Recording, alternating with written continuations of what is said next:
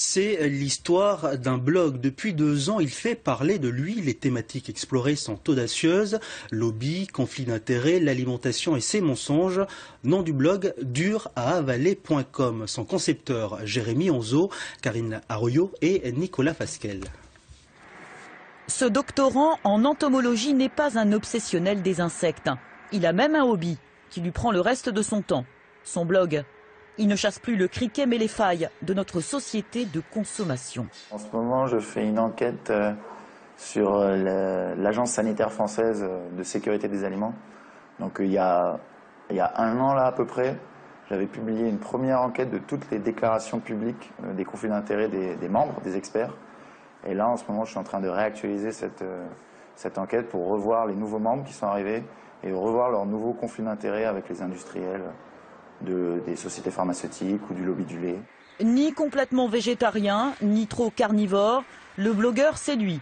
En 2 ans, 3500 abonnés, 170 articles, 2 livres.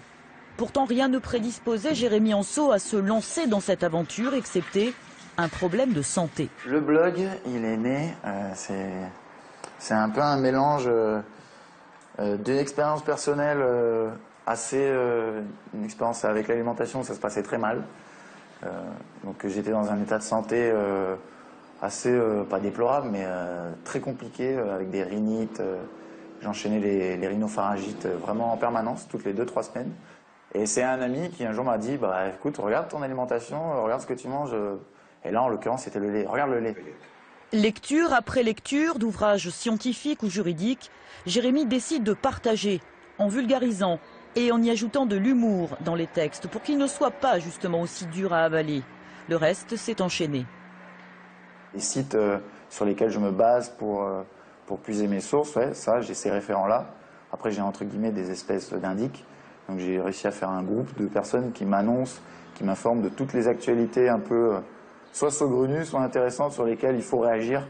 Et il y a un besoin de rétablir un peu la vérité ou de contre-attaquer. Pression, menace, l'internaute connaît bien, notamment après le buzz qu'il a provoqué en évoquant les relations étroites qu'entretiennent vétérinaires et marchands de croquettes. Mais son objectif, nous a-t-il confessé, est tout autre, il est plutôt pédagogique. Alors, peut-on vivre sans trop s'empoisonner? Au regard de notre actualité, cela devient en effet un peu dur à avaler.